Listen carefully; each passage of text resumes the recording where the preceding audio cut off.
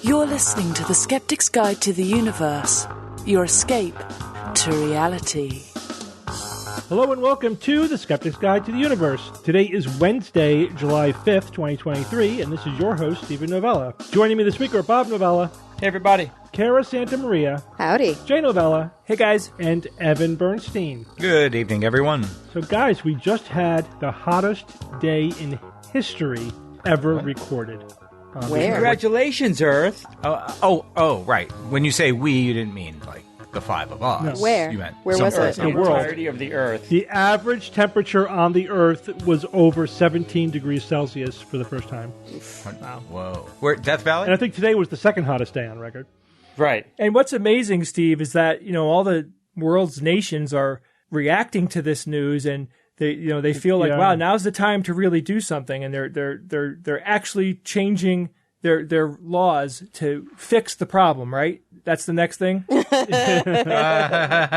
we're going to be breaking all kinds of records this year and next year because of El Nino. Oh, right. So right, Okay, so there well, is that's true. There's this the El Nino cycle, the weather pattern, which has to do with bringing up heat from the deep ocean, And so in the La Nina pattern, you run a little bit cooler than average, and in El Nino years you run a little bit hotter than average. So we're just the last few years we've been in a cooler than average phase. So you have the increasing temperature due to global warming, but on top of that is the up and down El Nino La Nina cycle. So now we're going into the hot phase, right? So now now we're going to be the next couple of years, this year and next year, are going to almost certainly be the hottest on record. So it's not a surprise that we had the hottest day. Great. Yeah, but don't forget, there's been lots of El Ninos in the past, and none of them were this hot. So it's not just like, oh, it's El Nino. Yeah, it's hot. Like you said, it's saying. hot on top of hot. So. Yeah, Exactly. it's hot. Not hot, but hot. So it actually had more warming than we realized in the last few years, but it was partially masked by La Nina. Uh-huh. But it's the same story where we're doing some stuff, but there just isn't the immediacy, It's like if people, I think even people who accept global warming and accept the science, even to a degree us, right? There's a little bit of partial denial. There has to be. It's the only way we're not constantly anything. Yeah, but have we really wrapped our head around how terrible it's going to be in the next, half a century? No, I don't know if it's possible to. Yeah, because if you really, really did, we would be like, oh my goodness, we really have to get through the day. Well, what's the opposite of survivor's bias? It's dead person's bias. Is that why? Dead men tell no tales? Well, 50 to 60, we're not going to be here 50 and 70 years from now. So Speak for yourself. But it's going to be unbearable 10 years from now. Yeah. We'll feel it. I don't know if it's going to be unbearable, but it will be in some parts of the world. Totally. Like, look at Texas. Yeah. We were just visiting with our friend from Texas. Like, you can't go outside. Yeah. He's like, I just still go outside in the summer. Yeah. You know. It's like so hot and humid that you literally cannot modulate your own body temperature. It's sort of like that here. I walk to work every day, which is getting to be really hard to do. But it's really difficult because, I'm working with my clients. A lot of them are struggling. And what do you talk about doing? It's like, okay, well, we got to do things that are active. And what can we do that don't cost money? And it's like, okay, we got to go on our walks. Like, I can't go on a walk. I'll die. Yeah. What do you, I can't just go walk. So it's like, and we can't go back to mall walking because there aren't any malls anymore. You guys remember mall walking? Of course. Mall walking was great. Yeah, it was awesome. But now there's no malls. We're just getting old enough to become mall walkers, and there's no more malls. Well, maybe this will help bring them back. When you say no more malls, what are we talking about? I know one local mall. Yeah, they're not all gone. They're not all gone, but I don't know any. But has it been a lot?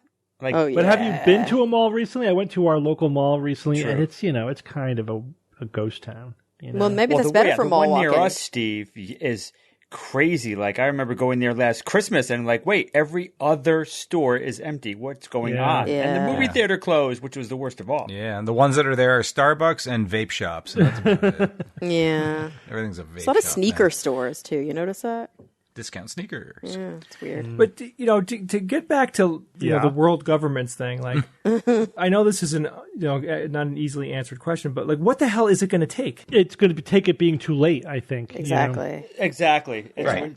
There's nothing that will get them off their asses. We are Nothing. a reactionary species. Yeah. Yep. I mean, it's like, I you know, wish we were reactionary. if it weren't the case, nobody would smoke. Right? I mean, think about Right. that. If you smoke, you are completely in denial about the realities of one day you could get that diagnosis of lung cancer. Yeah, you are parentheses. denying Yes. it. Yeah. Because if you really Yes. wrapped your head around that, there's no way you would do it. There's no way. And of course, everybody that I've ever interfaced with, directly or indirectly, who has lung cancer and who smokes, like, what was I doing to myself? What was I thinking? I want to go back in time and tell my younger self, stop. But isn't that addiction part of the? That's the problem, though. Yeah, but why isn't would it? you I ever mean, that's start? the sickness. You know, you just starting. You think it's not going to be me, right? Yes, I know statistically, blah blah blah, but it's not going to be me. It's the same thing. It's like, yeah, global warming is going to happen to other people. You know, it's not going to happen to me. It's not going to really affect me or whatever. But if you really, really wrap your head around it, and the science is there, it's not like we don't know. You know, well, something that might interest you, Steve, and because Yeah. I think this goes back to the conversation we had from the listener who wrote in last week about existential dread, is that a theorist that I read a lot of his work, Irv Yalom, he argues that fear of death is so existentially terrifying to so many people that we develop these like psychological coping mechanisms, and one of them is exactly what you just mentioned. It's this, well, it's not really going to happen to me. Yeah. Like, I know I'm going to die, but not really. Yeah. Or another one is, so it's the belief in exceptionalism. And then the other one he calls the belief in a personal savior. And so for some people it's religion. For some people it's their therapist. For some people it's like some newfangled medical thing that's going to pop up. But believing that like, no, but something is going to save me from this fate. And it's a very common like denial mechanism that people have that like helps them get through the day. Well, I guess so, because some of these people would just turn into a puddle of Exactly. of Anxiety. of a person who couldn't even function and the basic stuff. In yeah, life. but Yeah. I think that to some extent, like you can't. I don't expect people to live every moment of their life with the full realization of their own mortality. Like nobody expects that, but accepting it enough that you can say, I want to live my life to my fullest. You know, like today is precious because I am going to effing die one day. Memento mori. Yeah, we call that mortality salience. Yeah. And people with Carpe high diem. mortality salience usually have better psychological outcomes. But you're right. Like a lot of existential theorists, like we're going back to philosophy now, they actually make a distinction between what they call the normal mode of being, which is like, you know, I'm shopping and I'm watching TV and I'm hanging with my friends, and the ontological mode of being, which is like, holy shit, I'm going to die. Yeah. And then there's this thing we call the boundary experience. And the boundary experience is a diagnosis. It's a car accident. It's losing a loved one. It's something in your life that forces you into the ontological mode. And it's like, you can learn a lot from it. The Like, older it can you be get, really the more time you spend in ontological mode. Yeah. For a lot of but you reasons. can't do it all the time. It's Right. arresting. It's Right. impossible. Yeah. I've never been arrested in my life, Kara. Star Trek. The boys get that, yeah. Anyway, Dang it. I mean, it worked even without knowing that it was a reference. Like, Yes, it's not that's funny right. anyway. Yeah. That's right. That's my speciality. Kara, what do you recommend to people who have a problem with this? Like, what's the right thing for them to do? Well, I think that, okay, so we talked a little bit about it last week, that you can do, if it's like severe enough to be an OCD kind of issue or severe anxiety issue, there is exposure and response prevention treatment, which is this very safe way that you sit with a therapist and evoke these images and these thoughts, and then you work on preventing the compulsion that's linked to it. But if it's not an OCD thing, this is what I do. Like, I recommend existential therapy. It's a type of therapy How do that you get that? focuses. You work with somebody who's trained in existentialism, like me. Mm-hmm. There are people who subscribe to that training model, and they tend to be the ones who are more interested in talking about things like we say the big four: death, isolation, meaning, and freedom and responsibility. So those tend to be the themes that we go into a lot in therapy. And that's pretty clear, I think, in the evidence, is that confronting your fears and not hiding from them is important. 100%. Yeah. It's increase your Whatever mortality form that salience. Yeah. But do it with somebody who That's studies true of this any stuff. phobia, right? Totally. Yeah. And in a way you can kind of think of it that way, that it's a death phobia. It's just that existentialists think that actually a lot of things are like we sort of believe that the fear of death underlies a lot of other anxieties. Yeah. Well, I would think so. You know? Yeah, that's kind of numero uno. Exactly. Kind of thing, yeah. Like when you start digging deeper, it gets down to that. Yeah. And just to bring it back around, like for me though, the ultimate goal is just turning it into something practical. You know, like live your life, enjoy your life, be functional. Yeah, find meaning and purpose from the fact that your life will end.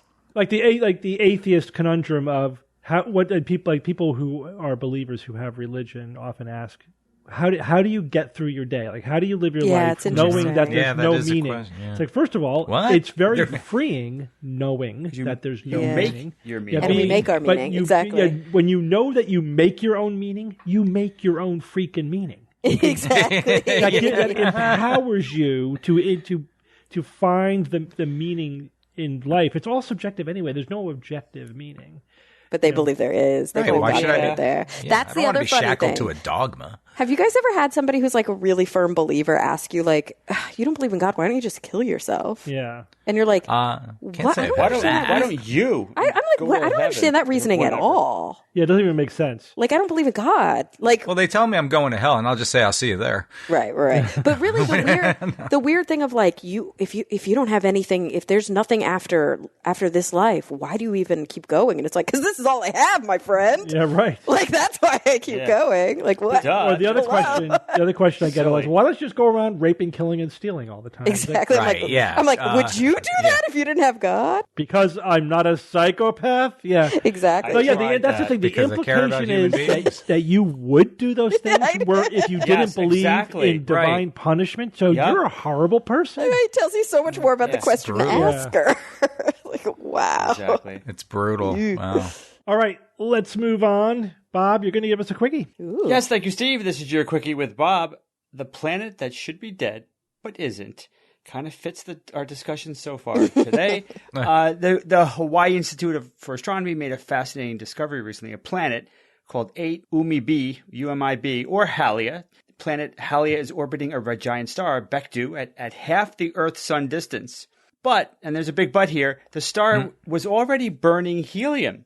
So that means that it had already swelled into a red giant star once before, and now it's shrunk down to its current size. But the thing is, that means the star would have already ballooned its super hot outer atmosphere to 1.5 times the distance to Halia. It would have absorbed that planet. So at one time, it should have been like engulfed. So what was Halia doing there? Existing, basically. How was it still there?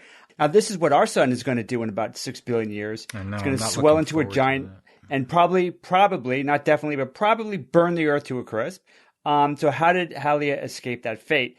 We're not sure exactly what happened, but one thing we are sure about, Halia did not just sweat it out and endure the heat. That's just not in the cards, not going to happen, not one of the available options. So what are the more reasonable options? Well, my first thought, and I'm sure many of your first thoughts as well, was this was maybe a hot Jupiter scenario where you've got a high mass, short period planet around Jupiter, Jupiter mass approximately, that is very, very, very, very close to the planet, to the star, the parent star. And it is thought, one of the theories is that such a hot Jupiter was created at the outskirts of the solar system and then kind of migrated in really close. Maybe that's what Halia did, but apparently not. The researchers believe that this is not a viable option, considering they say how fast the changes would have been happening to the parent star. That's not really an option. Okay, what are the other options? And these are interesting.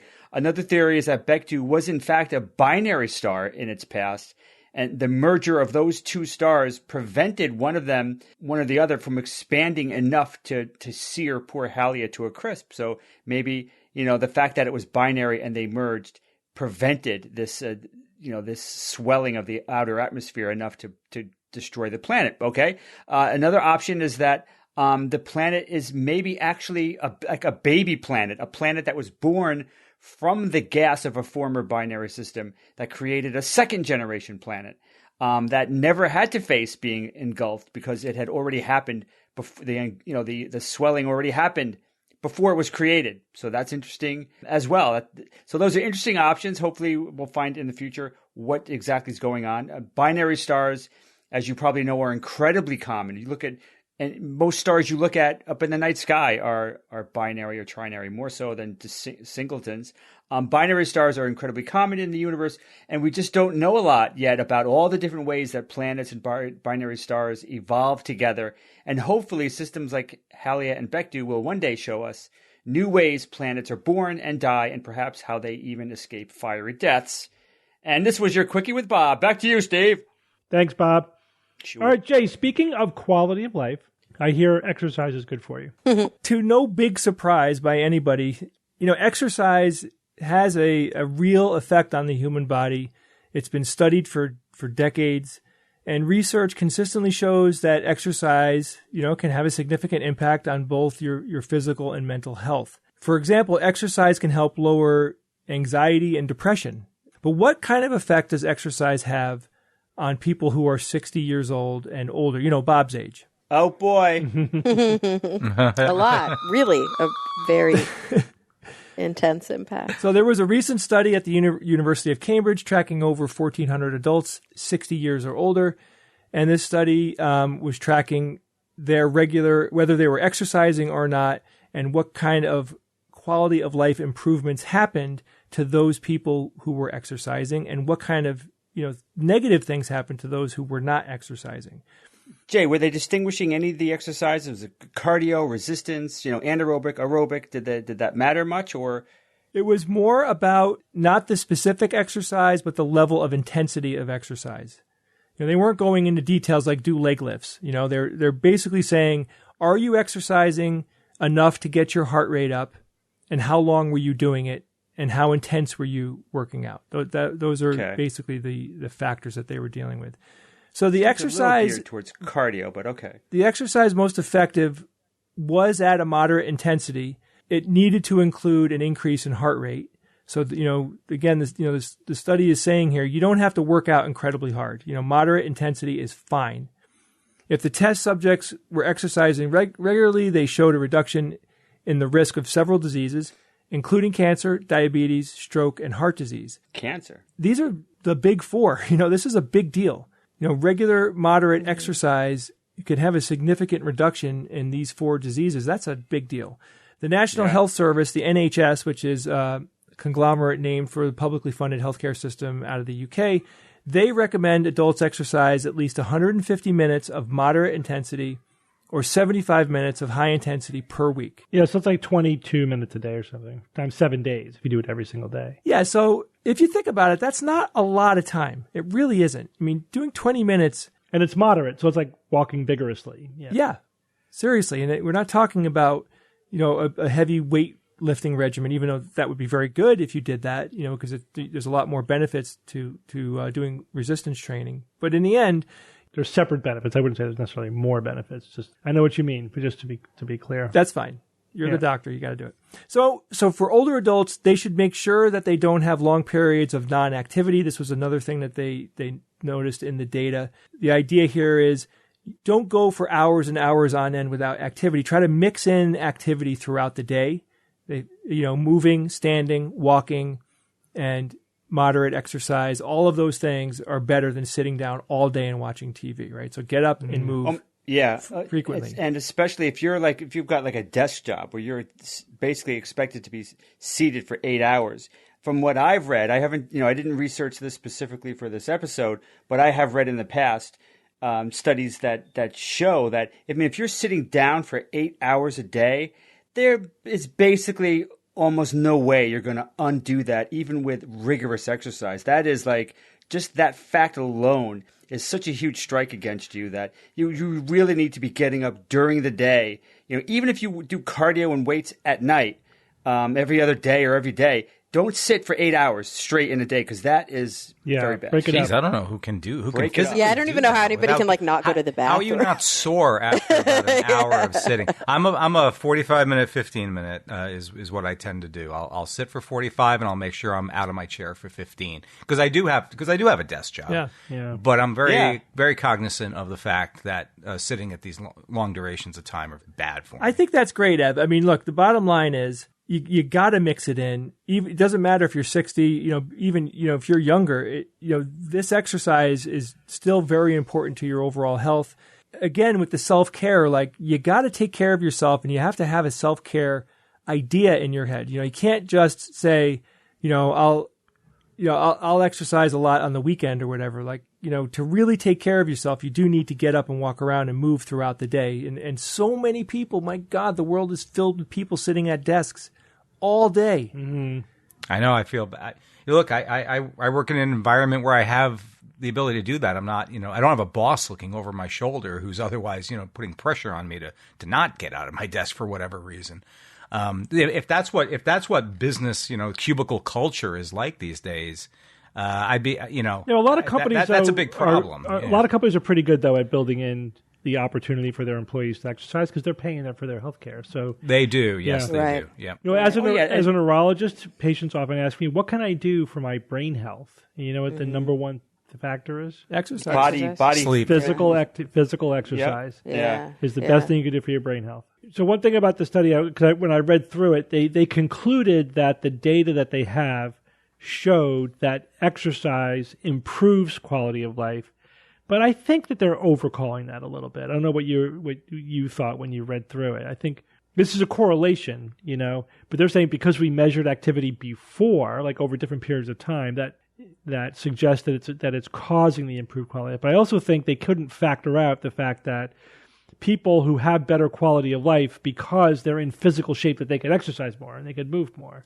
I thought about that. I thought, like what if you do have bad knees or whatever and you don't really have the physicality to do it? But I think overall, if you're maintaining a healthy body weight and you are factoring in exercise, you might not be developing, some of these debilitating things, like I personally know that I have hip replacement in my future because of the cartilage in my hips are, is wearing out. I think I've thought about it quite a bit and I'm like, I really gotta, increase my exercise and get back to shape after a surgery like that. When that happens, I don't know when it's going to happen, but could be 5 years, could be 20 years from now. Yeah, you want to go into that surgery as strong as possible. Yeah. Yeah, you do. So there's another part of this study here I wanted to let you guys know about. So the researchers also studied something that they called health-related quality of life. What this includes is being able to take care of yourself, how much pain you're experiencing, and your anxiety and mood. Right. So when I say health-related quality of life, I'm talking about those three things. So the researchers discovered that as the health-related quality of life level was lower, meaning that people were saying that they're experiencing pain or they weren't able to take care of themselves as well, or they were experiencing anxiety. The test subjects reported there was an overall increased risk of hospitalization, negative outcomes of hospitalization, and early death increase. This is from the data that they collected from these patients. So those of them who were complaining about pain, taking care of themselves, and anxiety ended up having a lot more serious things happen to them. And again, cause and effect here, they're definitely drawing lines that connect these things that I don't know exactly, like Steve was saying, we don't know how significant it really is. But again, we know that exercise does a lot for the human body, and it's quite obvious that, people should be exercising for as long into their life as they can. Now, they followed these test subjects for 6 years.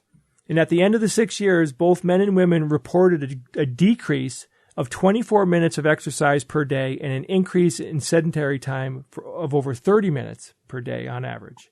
So there is a natural tendency to move less and be, more sedentary as we get older. Things hurt more. For sure. Yeah. We have less energy and our bodies literally hurt more Yeah. when we get older. And health-related quality of life was found to be this is what they say in the study, that health-related quality of life was found to be directly connected to the amount of activity the test subjects were getting. Even a decrease of 15 minutes of exercise per day had a significant measurable decrease in overall quality of life. Again, the able to take care of yourself, pain and anxiety thresholds.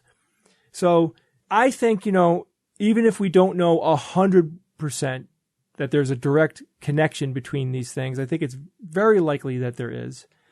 Taking a brisk daily walk, even, a couple of times a day for 10 or 15 minutes, gardening, bicycling, like playing tennis, you don't have to go in full bore. You could do a light version of tennis, swimming. There's lots of activities that you can do that are low impact, that will raise your heart rate and will give you a physical benefit. So why not do it? Yeah, to whatever degree you are medically safe and able to do so. And if you have any questions about that, definitely consult your physician.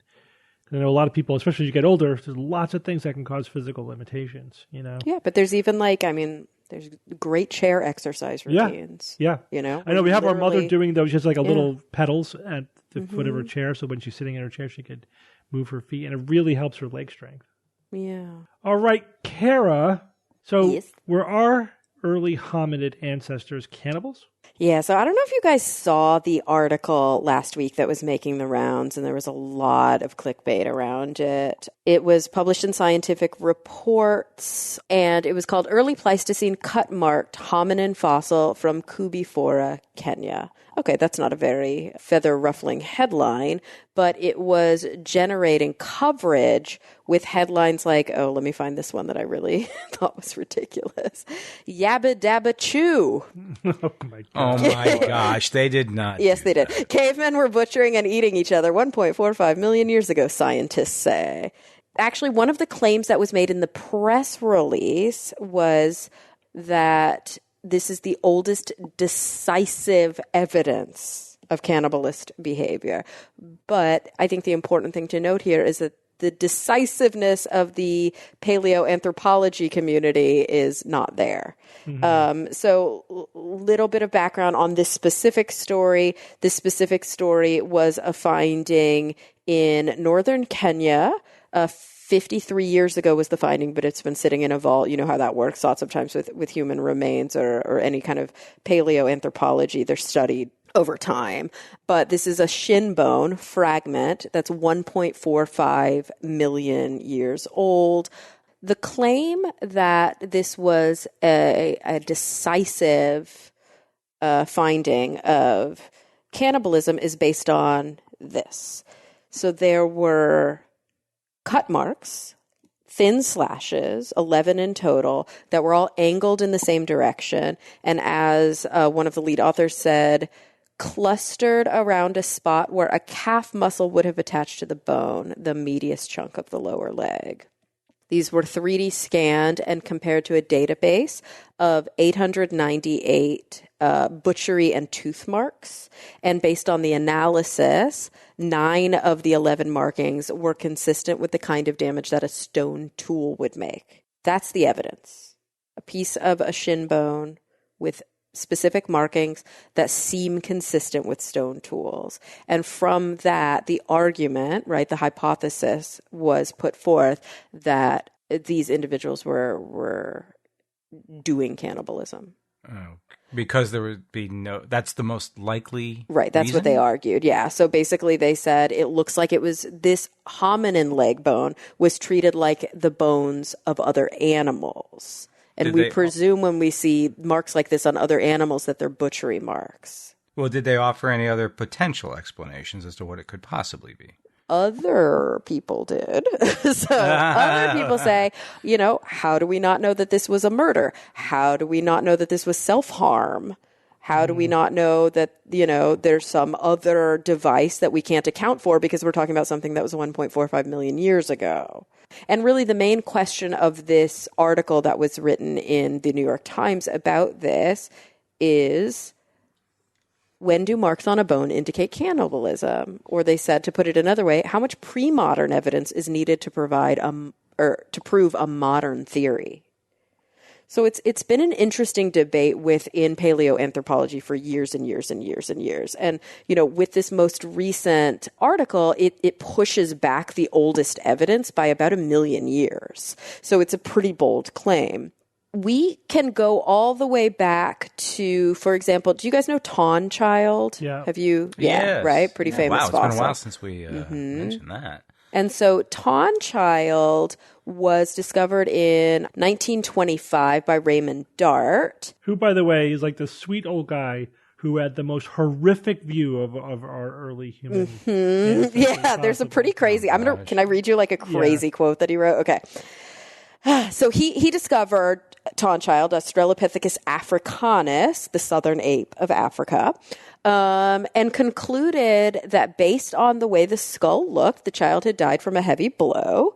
And because of that heavy blow, he said these were, quote, confirmed killers, carnivorous creatures that seized living quarries by violence, battered them to death, tore apart their broken bodies, dismembered them limb from limb, slaking their ravenous thirst with the hot blood of victims and greedily devouring livid, writhing flesh. Yeah, that was dark. Whoa. Monstrous. That's his quote. That's dark, right? That's pretty monstrous, yeah. So now scientists think that Tawnchild, who was 2.8 million year old fossil, was killed by a large predatory bird because there were puncture marks under the eye sockets that look like talon marks. There's just been this debate as to whether human cannibalism habitually happened at all, or if cannibalism has only been isolated in like dire situations. There was actually a book written by an anthropologist in the late 70s about the myth of what he called the man-eating myth, saying that there was almost no evidence where we had the paleoanthropology next to ethnography or even history next to ethnography. So basically the sociology and the science together telling us contextually these people were habitually engaging in cannibalism. So we've got these sporadic little bits, but what he argued in his book actually was that pretty much all accounts of cannibalism were hearsay and that they were a propaganda tool by scholars of the British Empire to help, quote, tame the ignoble savage, right? Like if we paint them as these savage cannibalists, we can keep them in this separate class. Now, since then, we actually have seen, I think, a handful of what most paleoanthropologists would agree is pretty confirmed evidence. So, but none of it is as old as the new study that was just published. So there was earliest confirmation is 800,000 years ago in a cave in Spain where 11 individuals had distinctive signs, cuts on the bones, fractures where they had been cut open to expose marrow, and human tooth marks on the bones. They also have found evidence in Neanderthal that are 40,000 BCE in Belgium, where the butchery marks were pretty indicative. The butchery and tool marks were indicative of cannibalism. And Homo antecessor, considered the last common ancestor of Neanderthal and Homo sapiens. Love that name. Yeah, right. Have bone breakage patterns that most paleoanthropologists agree are consistent with cannibalism. So it's not like the hypothesis of the anthropologist who was writing in 1979 that like there's no evidence stands. Like some things in his book have been debunked as well. But you basically see people within the paleoanthropology community, some of them saying, hey, this seems like a good hypothesis. We buy it. It looks great. Yeah, these early Pleistocene cut marks probably are cannibalism. And you've got other people who are like, what even are you talking about? You have a piece of one leg bone. Like, we can't say anything based on that. We need more evidence. And so, somebody who was quoted in the article, Dr. White, basically, the journalist said, when do marks on a bone indicate prehistoric cannibalism? And his quote was, on a single bone, never. Demonstrating that the scratches were made by a hominid using a stone tool is a methodological challenge. The larger challenge is to demonstrate that such evidence has anything whatsoever to do with cannibalism. Hard enough to say it was a stone tool, but we were maybe pretty confident in that. But it's a leap to go to cannibalism from there. Mm-hmm. It seems reasonable, right? Like, these species are trying to survive in a dog-eat-dog world. There are situations, right, when there's not a lot in an 8-beat-8 world. But when there's not a lot of resources, maybe that's what we resort to. But it ignores a lot of things about human psychology and human behavior, just kind of assuming aspects of hominid or sort of human or pre-human psychology and behavior, because we have to fill in the blanks somewhere. And we don't have that data. We're literally just making it up. Yeah. So, I think it's important that we think critically about the way we do science, which we do, but that we continue to do that and exercise healthy skepticism. And when certain claims are made, we can say, hey, that's an interesting hypothesis. And that may be the case. And what is our kind of assurance. You know what I mean? We do that a lot with, like in the military. We do it a lot in other aspects of science. We do it in medicine all the time, right? Like, what's the probability? How comfortable are we with this prognosis? What does it look like? But we need to be careful as consumers of scientific evidence that it's not yes or no, black or white. There's a lot of doubt. Yeah, but it's like the cannibalism is the sexy interpretation. It's like, super sexy. It's like aliens with anything astronomical, right? Like that's the go-to headline. I know a lot of science writers. Yeah, it doesn't mean it's not true, but like I know a lot of science writers who talk about that. They're like, dinosaur. Like if I could write an article about a dinosaur, an immortal dinosaur who only ate chocolate, or like, and had a lot of interesting sex. Like there's just certain things that if they make it into a science paper, it's going to go viral. And wore an invisibility cloak. Yeah. Yeah. You've got something interesting going on with these bones. And of course, luckily, the early Pleistocene cut mark hominin fossil from the Kubifora, Kenya. I mean, it's not like they were being all that, salacious in their actual scientific writing. But then it kind of gets out there once we start doing the write-arounds. Okay, so if you guys heard the World Health Organization, it was leaked that they're going to reclassify aspartame. Yeah, you told me just 2 hours ago. Yeah, the low-calorie sweetener into a possible carcinogen. Oh, boy. Yes. Along with everything else. Yeah, this is all over the news. You mean in mice, right? Well, wrong kind of evidence. So, right. This epidemiologic. So we've talked about this before, but I mean, we have to mention this again. Aspartame has been around for 70 years now, and it's been studied in thousands of papers. The evidence has been reviewed by over 60 government and regulatory agencies, and it's found to be perfectly safe as a food additive. But it's been for whatever reason, it's been surrounded in controversy, publicly ever since it came out. It was actually one of the targets of a pre-World Wide Web kind of chain letter fear-mongering campaign. Right, yeah. In like writing, in like in the mail. Yeah. Send this to 12 people you know. That's how far back it goes, right? It's pre-web. But anyway, so this is obviously going to be, gasoline on the fire of the aspartame controversy. But what is the World Health Organization actually allegedly saying? Because again, this is a leaked piece of information that they're going to come out later this month with this change in classification. So let's talk a little bit about the classification system that the World Health Organization uses. They rate. They're not talking about risk, right? They're not talking about what's the chance of getting cancer from exposure to whatever, to some substance. They're saying they're categorizing how confident the evidence is, how strong the evidence is. So in other words, you could have a high ranking if we're really sure there's a teeny tiny risk. But if we're not sure there's a huge risk, that would have a lower ranking. Does that make sense? So the classification system starts as like category 1, which is this is a carcinogen to humans. 2A is probable carcinogen. 2B is possible carcinogen. 3 is we don't know, and 4 is it's not a carcinogen. Right. So they're upgrading, I think, from 3 to 2B, to 2B being possible carcinogen. But that tells us nothing about the risk, right? That's just that this is theoretically possible that it could, have carcinogenic effects. But it doesn't say anything about the dose or about how people are using it, or if this represents an actual risk, like it increases your risk for cancer. And again, as Kara said, that with that standard, a lot of things get into that 2B category, including one of my favorites, hot liquids.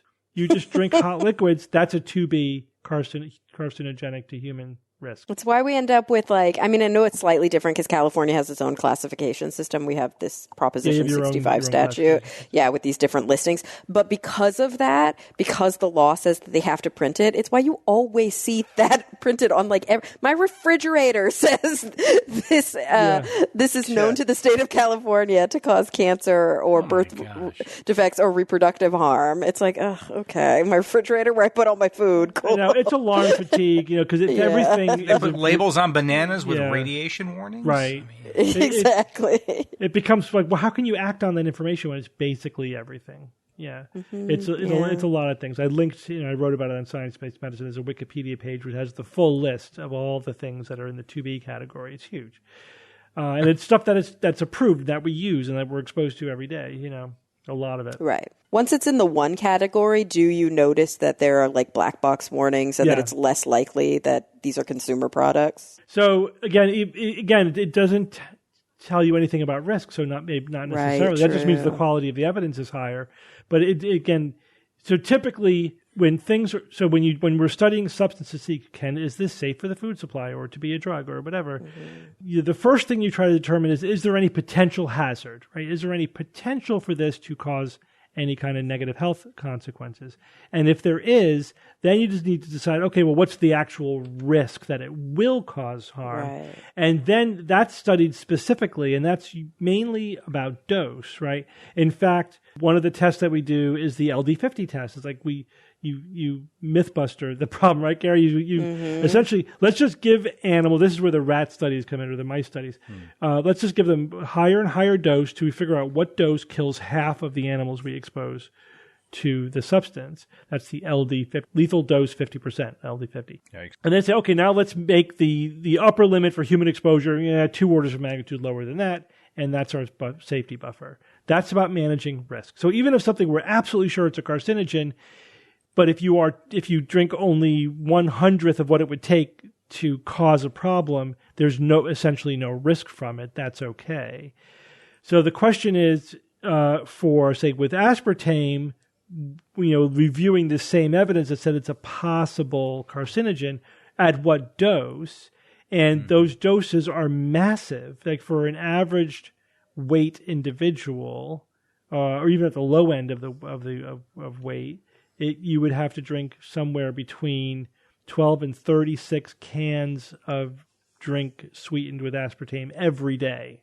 Some people how do long? drink a 12-pack of Coke a day. It's Yeah, right. So for how scary. long? I mean, But just also- make it your But habit. even those outliers are at the low end of what could maybe be harmful. But I think the reason that there is something important about this, and it's something we don't often state, and it's almost every time that you see some sort of a big kind of epidemiologic disaster with regards to this, is like, let's say we're talking about like industrial dyes, for example, or some sort of toxin that at low doses, like in your clothing, is never going to affect you. It's the workers that are in the factories producing these things, and also sometimes the downstream environmental effects that because we don't like to externalize things. Yeah. So we never think about, well, what happens when all of that gets flushed down a drain? What happens when all of that ends up in a river? What happens when all of that gets stored? And those kinds of questions I do think are important. I'm Sure. not being alarmist here. I do think they're important. So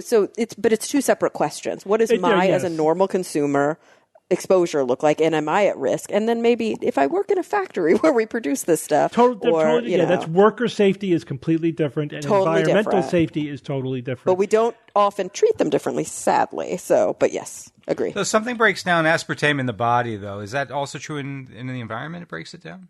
It What do you would mean? break down The differently. body breaks it down? Yeah, the body metabolizes it, which is different than it chemically breaking down. When you pee, for example, are there any components of aspartame in your pee? So I'm sure there are, yeah, but it's actually some of the breakdown products of aspartame that are more of a problem than aspartame itself. Interesting. It's That's metabolites, interesting. which is often the case. It's like you have to test every metabolite, and Right, how much is that exactly. going to?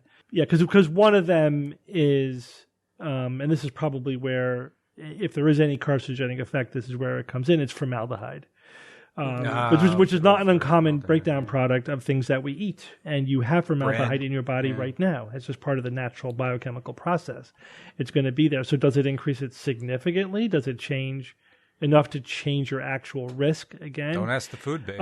So keep in mind also that this is, even their very mild possible carcinogen at massive doses, is controversial, because other reviews of the same evidence have concluded that no, it's not. It's not a risk, a cancer risk. So, for example, the most recent review I found is published in 2022, so just last year. They said, taken together, available evidence supports that aspartame consumption is not carcinogenic in humans, and that the inconsistent findings of the risk assessment studies may be explained by flaws in study design and conduct, as acknowledged by authoritative bodies. So even their conclusion, which is actually very mild, is controversial and interesting. Not universal. So yeah, but I think what's not controversial is that at the doses that it's being consumed, the risk is negligible to nothing.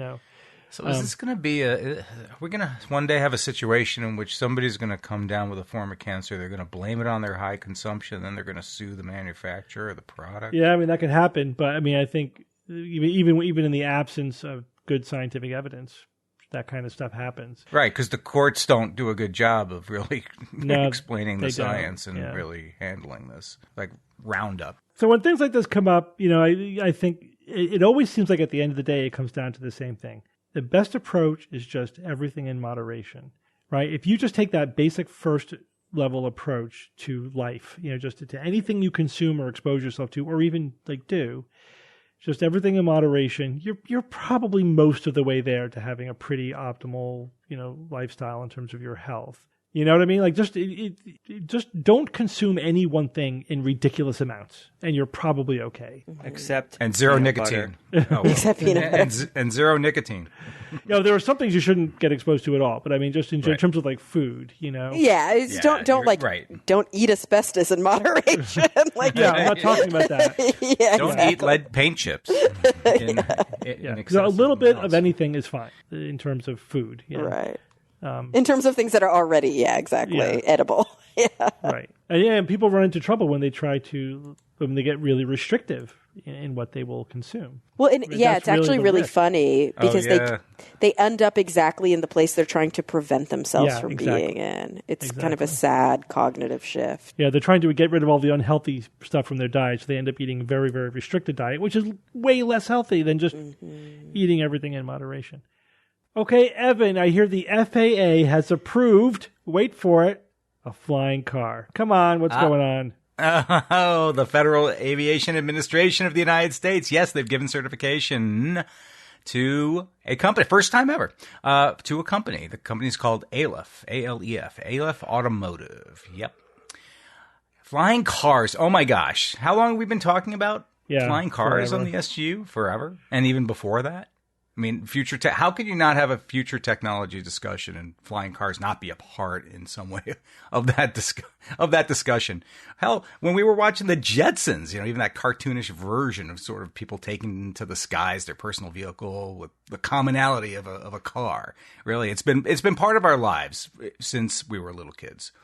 And people, hey, they drive around, so why can't people one day fly around? It's not all that simple. I mean, technology's given us the four-wheeled carts powered by internal combustion engines. That's an entirely different world than the technological requirements for people actually flying around in sort of the same capacity. I mean, even blending those two technologies into one.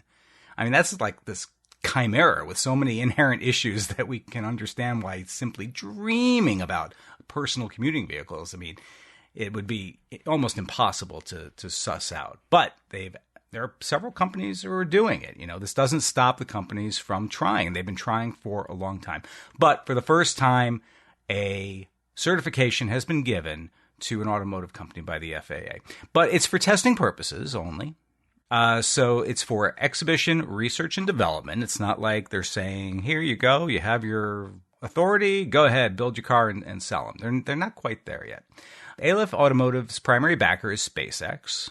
So it's coming from sort of that family of, engineers and designers and everything. It's being touted as the first fully electric vehicle that can both fly and travel on roads, and certainly to have received this government approval. Let me tell you what the CEO of ALEF, his name is Jim Duchovny, says. We're excited to receive this certification from the FAA. It allows us to move closer to bringing people an environmentally friendly and faster commute, saving individuals and companies hours each week. This is one small step for planes, one giant step for cars. Okay. So they have a vehicle, and they actually premiered it at a tech show last October. It's called the Model A. It's their vehicle aircraft, the first flying vehicle that is drivable on public roads and able to park like a normal car. It is 100% battery powered. It has a vertical takeoff and landing capability. That's important. This is not a fixed wing. Well, I suppose it is when it turns into the actual flying apparatus itself. But when you envision sort of this car, you've seen other companies put out their prototypes of flying cars. You see like this car-like structure, but with two long wings sort of extending off the body of the car. But this one's quite different than that. This one, oh boy, how to best describe it. Okay, so take your car, okay, and you got the center area where a driver and a passenger, it's a two-seat vehicle, would drive around. Okay, then you want to get this thing flying. So what happens is that eight propellers in the car start to lift you off from your parking position straight up into the air. Straight up. You can go up several, well, I think they said like 30 or 40 feet, or however really high you need to get yourself going in the forward momentum. As you start to go forward, what happens is as you sit in your sort of bubble, your seated area, the rest of the car turns around you, like almost in this 90-degree turn, in which the hood and the trunk, say, parts of the car will flip onto their sides 90 degrees. So it's horizontal, it's not vertical. Yeah. And then now you're flying around in this vehicle that looks something, I don't know, like not quite a TIE fighter from Star Wars, but it has sort of a similar sort of vibe to it. Yeah, so the top of the car is now facing forward. There are videos to watch of this online. I'm sure you can find them in plenty of places. Obviously, it's all over the news, and they have their own videos of the of basically a simulation, animation. Showing you what an animation of what it will be. Right now, they don't have their Model A ready yet. They have what's called Model 0, which is just simply their test vehicle that they're. I've seen actual footage of it taking off and landing. So the vertical aspect of the car going up and down. I've not seen any video of it yet, sort of flying around in the capacity that they're telling you it can do. So they still have a little ways to go here with it. But apparently, I guess for whatever the FAA requires to give it the approval it did, they satisfied those requirements. Let me tell you a little bit more about the car, though. It can fly in any direction, including forward, backward, right, left, up and down, and at an angle. It boasts a cinematic 180-degree plus view. It would be amazing. Safety features include no exposed propellers, sensor redundancy, whole system redundancy, propulsion with 8 times redundancy, that's the 8 propellers, 0 single-point failures. Okay, that sounds good. Pre-takeoff 1,000-point diagnostic. Parachutes, yep, I guess just in case. And real-time 1,000-point telemetry. All right, here's some of the things that bring it sort of back down to earth in a way.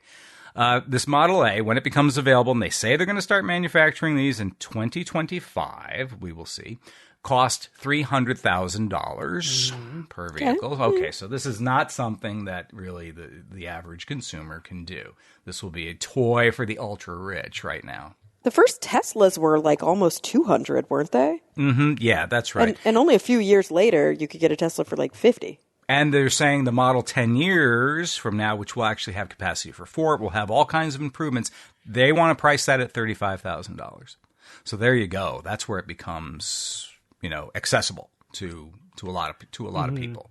So this Model A is not going to do it, but they're calling it the Model Z, the one 10 years from, or 2035, I should say, when we did our podcast in the future.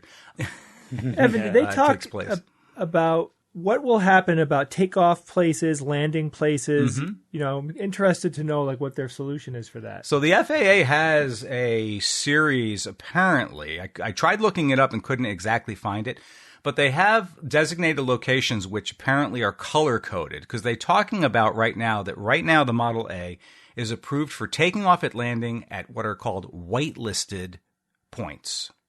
So I suppose these are places in which, there's absolutely no the least possibilities of interference, physical interference, or whatever else might possibly go wrong. Sort of the safest of the safest parts of wherever wherever you would take off or land with these things. They approved it for whitelisted places, whereas the model that they're going to release in 2035. They say it's approved for all of those except for what the FAA calls blacklisted places. And I imagine those are, secured areas and other places with high tension wires, and other physical problems that would arise. So yeah, there is sort of this code. I couldn't find a comprehensive list of all the different levels of this, but right now, you can take off and land at whitelisted places according to the FAA with this particular model. Yeah, it's interesting. You mentioned the high tension wires, but as flying vehicles become more popular, the next 20 years or so, it's really going to create an extra incentive to bury electricity lines. Which I think they should do now. Because I know. Absolutely should. I don't know why they would ever. That's money. The day of the telephone pole has to go away. Yeah, but everything else is buried already. Yeah, I know. They really should do it. Especially since we run telephone wires along roads. It's in the exact worst place if you want to have this kind of scenario where you're taking off and landing on a road. So that you may ask if you need a pilot's license to drive this car. Apparently, you do not. Well, no. The CEO said we don't know. It hasn't. They don't know yet. They're right, but they think it will fall more under the rules of having a drone license. In which there's some high level drone licenses. We have to talk to Ian maybe a little bit more about that because he might know some more about that. In which if you get that level of training, you should be able to operate this car. At least that's what they're hoping. That's what they're going for. That's what their literature in their brochures effectively are saying, that they're hopefully going for drone license operators. Oh, and speed, when this thing's a car, if you're a leadfoot, this isn't going to be your vehicle because they're saying about 25, maybe maximum 35 miles an hour. Well, that's on the road, right? On the road. Yeah, but it's not really meant to be like your car on the road. I think driving on the road is just getting to where you're going to take off from. Point. Yeah. Mm-hmm. And then parking after you land. So, okay, I don't, I have no idea if they'll really get this done by 2025. Seems a bit ambitious to me, especially since they haven't really flown one of these yet. We haven't seen that footage, and 2025 is just around the corner, really. So I don't know about that. But, the fact that the FAA sort of gave it its blessing, that is a hurdle, an important one. There's a lot more hurdles to overcome. Plus, as the National Safety Transportation Board has not made any kind of rulings or given their approval to any of this yet. So who knows how long that will take. In this whole process, there's no mention about that sort of hindering this. So I wouldn't get too excited for this happening really in the next couple of years. Let's have some skepticism here about that. However, like other technology, it's slowly plodding along, and maybe in our lifetime we will see a day in which you or I could afford a car. We are getting close to that point where battery technology and drone technology is at the point where flying cars of one type or another are getting just barely into that feasible range. Mm-hmm. And we know, we talked about the Aptera battery, that's it would be just doubled the energy density, twice as much range for the same weight. That's critical for these applications. And we need to double it again, and maybe again to really get to where we need to be. Yeah. Here's one thing, because I was looking at just what's out there, just to update myself on the flying car thing. And there's a lot of companies developing models that are not trying to be a car that drives on the road at all. They don't have and wheels. They're more efficient, right? Yeah, they just take off from the ground, vertically fly to your destination and land, and then you're done. And those Pure designs VTOL. Look much more efficient, much better, much safer, in my opinion. The idea of having one vehicle that does both, drive on the road and fly. Yeah, it kind of seems silly now, doesn't it? I don't think we're there yet. I personally would rather just have a drone, that I can fly from one point A to point B. Yeah, a personal little helicopter effectively is really what it becomes more than a car. Thinking of that way, just a drone level of operation of your own personal helicopter. Yeah, and if you can get the range up to 300 miles, then we're talking. Oh, yeah. Did I not mention the range right now? Yeah, they're talking about I'm saying in miles, 110 miles maximum flying range. So... Yeah, that's not. But the next model, the 2035 model, they believe that will go up to north of 200 miles. So there you talk. Yeah. Okay, now we're talking on something. And certainly at that price level, if it's 10 times less, that's better. But that said, it would be very cool to have a car, a decent car, a solid car that could drive but also fly. That would still be like, yeah, that's kind of cool. Just like, Jay, is that just total nostalgia at this point? Yeah. I would love it. And even better than that, one that goes into space, but I'm just like getting way ahead of myself now. I'll wrap up with this, Jay. You and I, we don't like heights, right? We're not thrilled with heights. That's correct. So I'm not really all gung ho and jumping into one of these and trying it out. However, I could see a situation in which they would have basically a simulation, test yourself to see, put yourself in virtual reality. How much would you panic during an accident? Well, right, yeah, no, you would. Wouldn't you want to know that? I mean, to how much you can mentally sort of handle this ahead of time. I want some statement of, all right, this is how safe it is. I want to see ballistic parachutes, and I want to see, there's 1 million man-hours of safety is through the roof. Then I'll have no problem. All right. Well, Yeah, I would do it. I agree. The other thing is this one that is 80% drone, 20% car. You know what I mean? It's mainly you're going to use it as the flying component of it, and it's a pretty crappy car. But what if you flipped that and had something that was, as Bob said, it's a good car. It's a decent electric vehicle that you could use as your primary vehicle. You could drive 70 miles an hour, whatever. You can drive it like normal, and it had limited ability to fly. If you maybe it has a range of 50 miles. It doesn't flip into this crazy sideways wing configuration.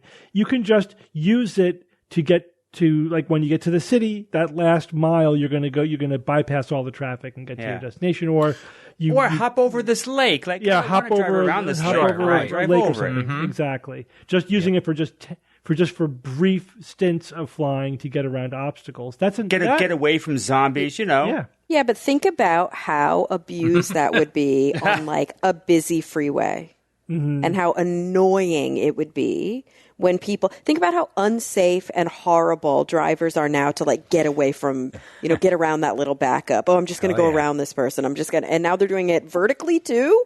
Well, there'd have to be regulations about how to safely do that. Maybe there needs to be. We have the HOV lane. Yeah, maybe there needs to be a lane for these vehicles. Right.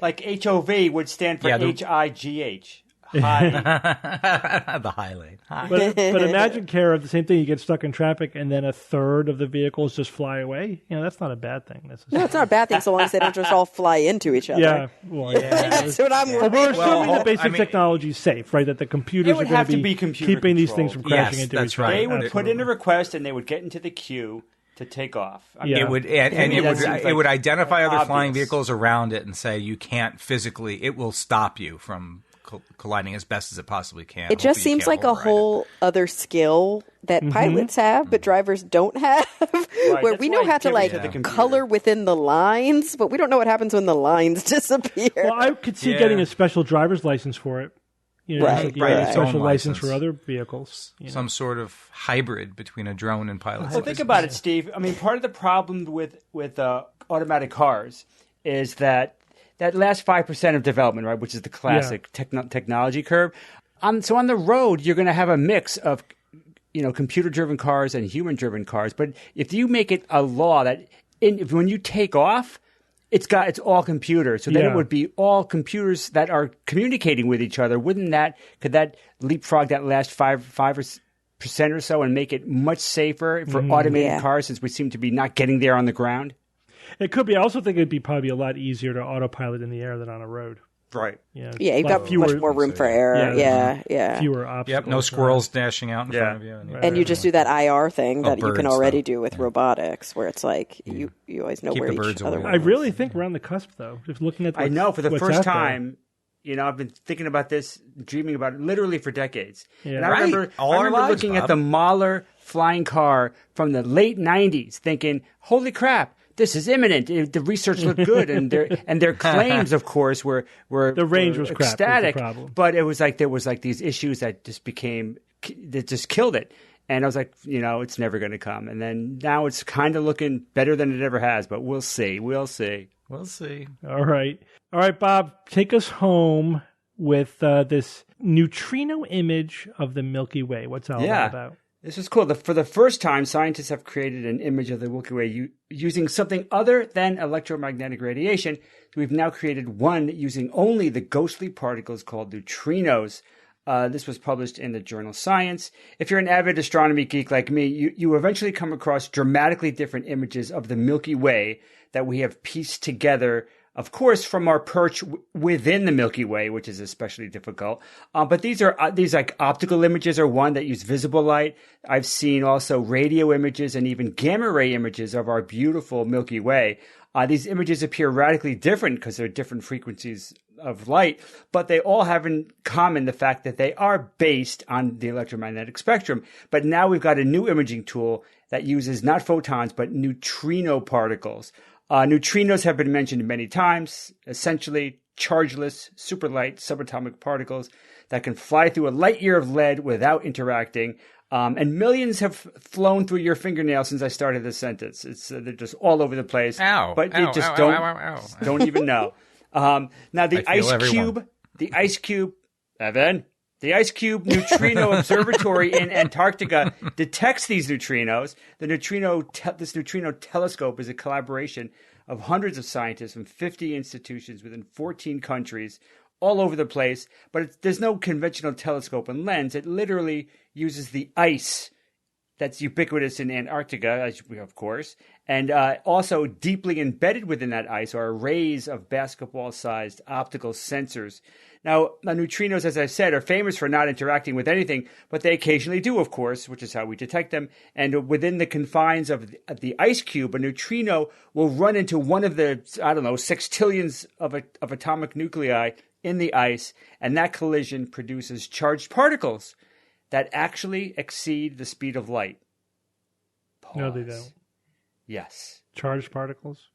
The charged particles exceed the speed of light. How do they do piqued that? Your curiosity? Yeah. I think I've piqued Steve's curiosity. This is called Cherenkov radiation, and the charged particles that collide and create its distinctive UV and blue light do it because they are exceeding the speed of light in ice, which of course is slower than the speed of light in a vacuum. Nothing is going to exceed that. Did I get you on that one? I think I got Steve a little. More technically, it exceeds the phase velocity of light in that medium. Now, Cherenkov radiation, it's fascinating. Its cause is similar to a sonic boom. The color is kind of like a sonic boom, which of course we know is caused by movement faster than the speed of sound. Anywho, it's this Cherenkov radiation that the sensors are made to detect, right? The neutrinos come in, they hit 1 in a quintillion particles, it creates charged particles that create Cherenkov radiation, and these detectors detect that. That's how we detect the neutrinos. So the neutrinos that are detected, but they're not all the same, right? These aren't just vanilla neutrinos coming from the same thing. Many neutrinos rain down on us from various sources, like the sun is one big example. These scientists aren't looking for them.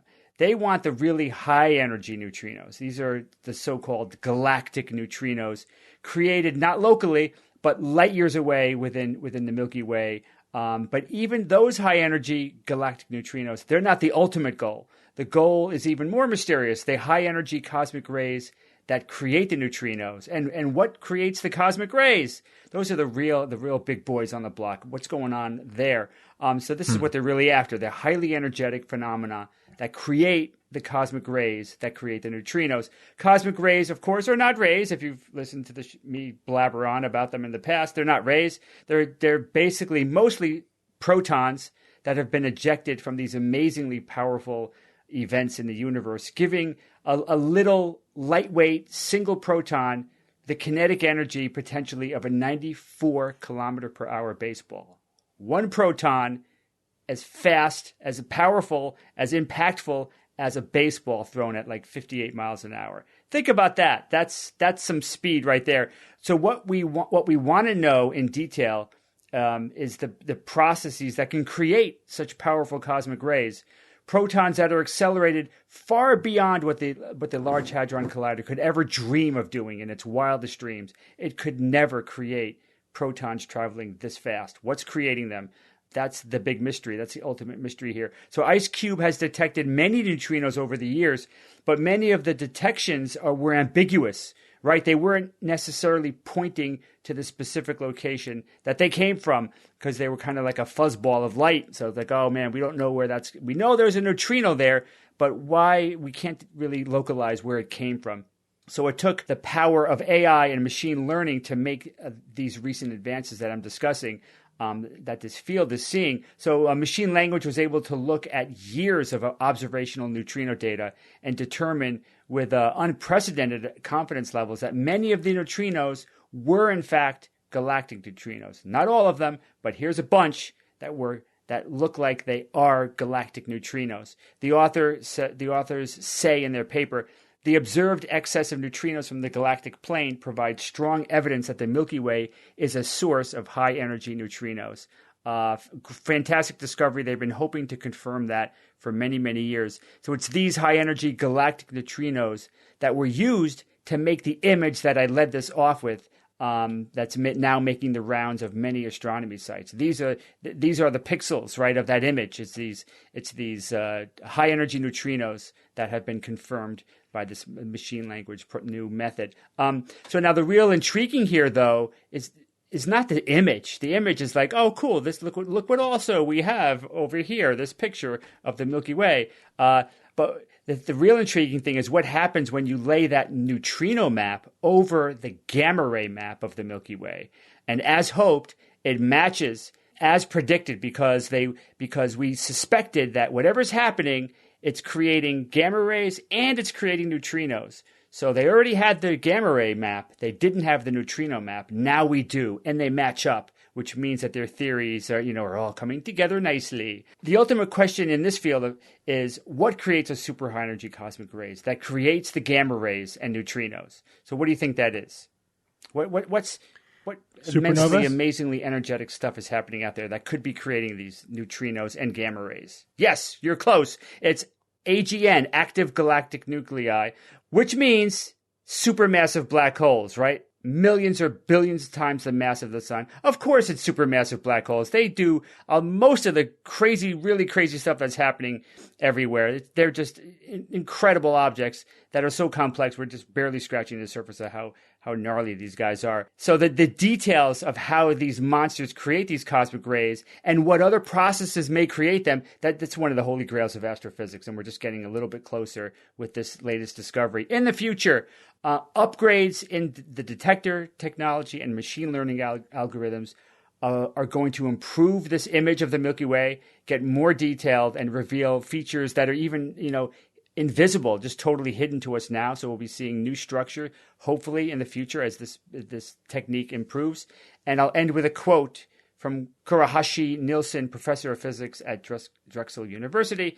He said, hopefully in another 10 years, I can come back with a NASA-quality picture of the entire universe, not in light, but in neutrinos. This is the goal of my career, which is a laudable goal, of course, but of course, the other big goal that many researchers are looking for is to finally figure out, all right, how are these super high energy cosmic rays and neutrinos created? What's really going on with the black holes that are creating them, or maybe something else too that's involved. So that's where we are. So cool stuff. Check it out online if you want to know more. All right, thanks, Bob. Whew. Jay, it's Who's That Noisy time? All right, guys, last week I played This Noisy.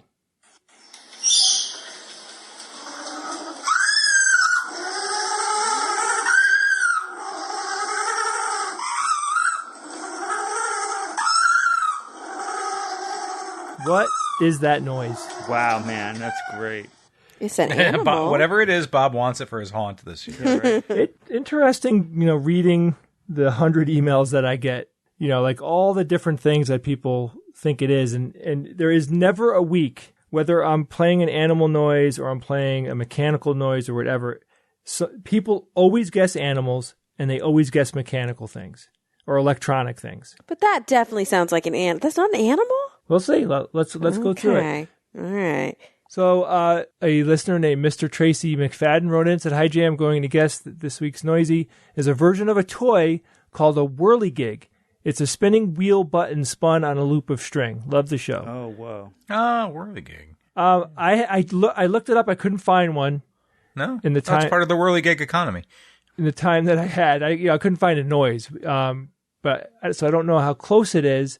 So I'll have to look that up and see what the deal is. But that it was not a whirligig. Another listener named Keely Hill wrote in and said, "Hi Jay, it sounds like two elephants squeaking and tooting at each other. One sounds smaller and younger. These are not elephants, but that is not a bad guess. I've heard noises that elephants make, and there is a little bit of a similarity there."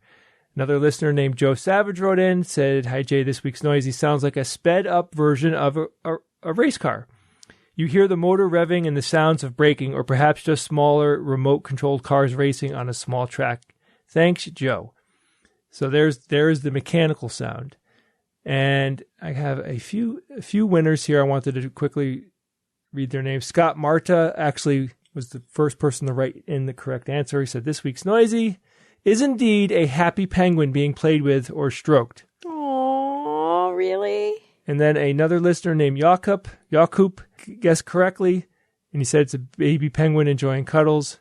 And then Melanie Ward also guessed correctly. So yeah, a lot of people actually did know this one. This was a popular video, and this is actually Cookie the penguin getting tickled from the Cincinnati Zoo.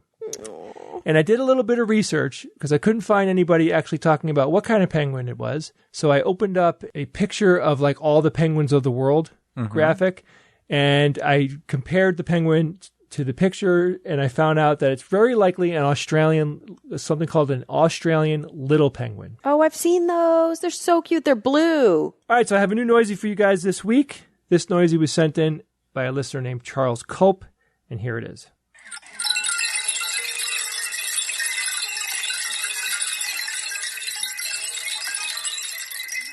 Happy skeletons dancing around. Totally skeletal. Right? Oh, yeah. Totally has that skeleton. Right? It's that Mickey Mouse kind of 1930s skeleton dancing noise. Absolutely. Oh, yeah, it goes back for me even to the Little Rascals. Oh, boy. Yeah, we're going back to like the 70s when I was a kid watching that show. So if you heard something cool this week, or if you think you know what that noisy is, you got to email me at wtn@theskepticsguide.org. So the big thing that we have coming up, guys, the thing that I've been pouring a ton of my time into, is a conference called Not a Con. This conference has a few things about it that you need to know. First of all, the conference we're calling it Not a Con because it's not like your traditional conference. There's not going to be 20 or 30 speakers over the course of 2.5 days that you're going to listen to. The entertainment that will be provided at this conference will come from the entire SGU cast, George Hobb, Brian Wecht, and Andrea Jones-Roy. Mm-hmm. We have a ton of events and bits and shows that we have planned, that we've been writing. We're still working on it today. You know, we're still improving on the show and coming up with new and better ideas that we're going to do. But we have a core group of things that I'll probably reveal within the next couple of weeks. I'll put the list of all the different events that'll be happening. But the good news is that this conference is going to have plenty of time built in for you to have meals with your friends, to have nighttime activity with your friends, you know, because we'll be doing, like, for example, on Friday night, we're going to be doing a live Boomer versus Zoomer, which is our game show. We'll be picking people out of the audience. But then there'll be plenty of time afterwards to go to the bar in the hotel and hang out and to have hours of time to do all the socializing that we all love to do at these conferences. So I highly recommend that you give this conference a chance. It's going to be a great place to meet people if you're new to the skeptical community, or if you've been listening to the SGU for years and you already have friends and you used to go to Nexus or whatever. This is a great conference to go to because, you know, a lot of your friends will be there. So go to theskepticsguide.org to get more information. There's a button on there that will take you to the registration page. And if you have any, you know, information that you'd like to know, you can also email us at info@theskepticsguide.org. Thank you, Jay. We're getting a little behind on answering our emails on the show, you know, discussing them on the show, because there's just a lot of topics that we've hit upon recently that we've been getting feedback on, and I want to see if we can get through a couple of them on this show to get caught up on a little bit. So last week we were talking about homelessness a little bit. Like, we didn't do a deep dive on it. It just sort of came up as sort of a brief topic. Kara, I think you brought it up because you were talking also in the context of the migrant tragedy. And like where we put our resources. Yeah. And yeah, you made the comment of like it's not a good idea to criminalize living, basically. Right. which we got a little bit of feedback on that, essentially saying that that's a political opinion. But, and I know Kara and I talked about this a little bit. Oftentimes we may say things like that, and it's just like an ancillary part of the discussion, even though it may be interpreted as political. And I'm not saying there isn't an ideological or moral dimension to it, but usually there is a scientific basis to what we're saying, right? Right. Otherwise, I wouldn't have left it in the show, basically. Right. Yeah. There's evidence that supports it, whether we verbalized that or not. Right. We should get better on pointing out, like, by the way, this is what the scientific evidence says. But it's hard with unscripted discussions. This is like things that we didn't specifically prep for that. So I'm happy to come back and do it later, but that's why we sort of got a little backlogged on that sort of stuff. So the bottom line is there is good evidence, and the consensus of opinion is that criminalizing homelessness doesn't work. It doesn't reduce homelessness, right? It doesn't get people off the streets. It actually, all it does is break the tie between people who are homeless and the support structure that they need. It actually makes the underlying problems worse. So it's actually counterproductive. That's the scientific evidence, and so that is actually a scientific statement. This was kind of tied, by the way, with and this is an interesting discussion, something we are very interested on the show, is the degree to which on the SGU we get into political comments or statements or discussion. Obviously the editorial policy of the SGU is that we are about science, critical thinking, and we don't deal directly with purely cultural or purely political or even purely religious issues, right? That's just not our editorial policy. But those things all intrude on science and critical thinking all the time. And so we do address them if there's a scientific angle or a critical thinking angle. And oftentimes we even say, should we talk about this? And my question is always, what's the scientific angle? What's the critical thinking angle? As long as there is something to talk about that has to do with logic or evidence, then we can talk about it. So the question is, has there been a shift on the SGU itself? I don't know what you guys feel about that. An ideological shift. Yeah, like do we talk more about politics now than we did 5 years ago or 10 years ago or 15 years ago? Or is the girl doing it? Well, Tara, before you it was Rebecca. It's always been the girl on the show who gets blamed for bringing up politics. But although, here's the thing. We get criticized from the right and the left. There are more progressive listeners who complain to our libertarian bias, which I don't think we have. And then there are the more, I think, conservative listeners who complain every time we say anything even remotely progressive or liberal. But again, in each case, we're trying to stick with science and evidence, but sometimes the science cuts one way or another. And I do think it's good that we have a range of political perspective, ideological perspective on the show, because sometimes we don't realize when we're being political. We're not trying to be. It's just that it's so baked into our point of view that we don't even realize it. And we sort of keep each other honest on here. And Kara, definitely you are in that position more than the rest of us. Sort of keeping us honest for not accidentally interjecting our political ideology into the discussion. 100%. I mean, and I think we just have to remember, too, that we're people. And I think that, we work very hard to, as you mentioned, always talk from a science, evidence-based, critical thinking perspective. Once in a while, moral issues do arise. Ethical, and ethical, moral. I think there is sometimes a place for moral philosophy. Just because something is a moral question does not mean that it's inherently political. And I actually sometimes struggle even with the term political, because I think politicized might be a better word to use. Yeah. I don't think anything is inherently political. I think things become politicized based on the agendas of those who are running for office very often. But my answer to that question, and maybe you disagree, maybe you don't, has to do with, the Overton window, right? This idea that at any given time, there is a range of policies that are politically acceptable to the mainstream population. The window of discourse. Yeah. I think that the window of discourse has moved to the right. And because of that, sometimes the conversations might feel like they've moved to the left. Exactly. So, have we moved or has culture moved? Exactly. And that's the Overton window has moved to the right. We're talking about Roe v. Wade again. Yeah. Like, there are things that we didn't have to talk about 10 years ago. Yeah. So I definitely think that, and I did respond to one of the emailers that point as well. That 20 years ago we were talking about astrology and homeopathy, and things like that, and Bigfoot, and today we're talking about global warming and gun control and issues like that, because they have been politicized. Just like the ability to do research into gun safety has become politicized. So yeah, we're talking about the same topics. They've become more political. I don't necessarily think that we've become more political. Our discussion has been, because the topics that are relevant to scientific skepticism have been politicized so much more over the last 20 years. There's a salient point, because at one point there was something in the email kind of along the lines of an argument of saying, of course it's fine if on the show you're going to lambaste or ridicule, or I don't remember how he worded it, but bring to task people who are politically right for denying climate change. Mm-hmm. But when you start talking about criminalizing existence, that's clearly and overtly political. And it's like, wait, you're committing a logical fallacy in choosing what things, according to your own personal ideology, fall within the acceptable scientific view versus the only political view. Like, he's making the same mistake. Because we're having this conversation with so many more people than just like each individual emailer. Right. We could see patterns that like the individual listener can't see. And so one clear pattern, you guys tell me if you agree with this, is that when your politics agrees with what we're saying, we're being scientific. And when it doesn't, we're being political.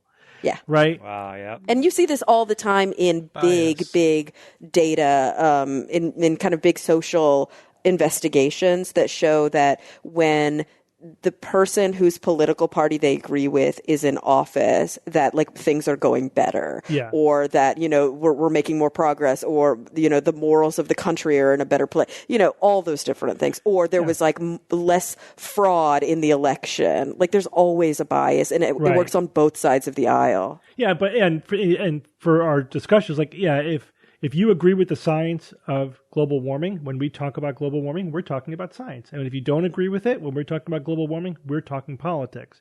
Yeah. But it's really perception based upon where you're coming from. Anyway, we are very aware of this issue. We have a very thoughtful editorial policy about it. We strive to remain objective, scientific, critical thinking. But there's just so much politicization of these issues, it's hard to avoid it. But again, we pay very close attention to this. Okay, next email.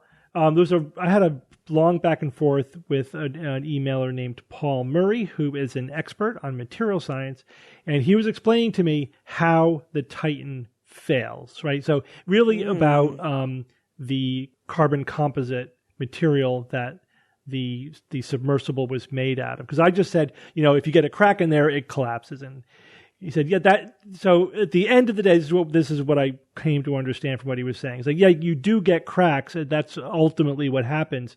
But the problem before that is that you get what's called the delamination. The problem, this is why the carbon composite, carbon fiber materials were like the worst material for a submersible, because under pressurization and depressurization, materials compress and expand, right? If you have any composite material, the rate of compression and expansion is going to be different. And that's going to cause the different layers, the different types of material to pull apart from each other, causing delamination. You do that over and over again, you get micro cracks, then cracks, and you get instant failure. So that's interesting, the idea that composites are not good for this because they're going to delaminate under pressurization and depressurization was an interesting idea. So, I just wanted to add that detail to that prior discussion. And then finally, a number of emailers emailed us about my somewhat offhand comment about Canada managing their forests, because from what I've been reading, and I've done much more reading on this since, this is the discussion of why is Canada experiencing so many forest fires. Clearly, drier, warmer climate is playing a role, but a lot of outlets were saying, and also Canada has not been managing their forests well, especially on the east eastern half of the country, where a lot of these fires are. And I was getting basically pushback from some emailers. One who actually works in the Canadian forest management industry. That's what he does.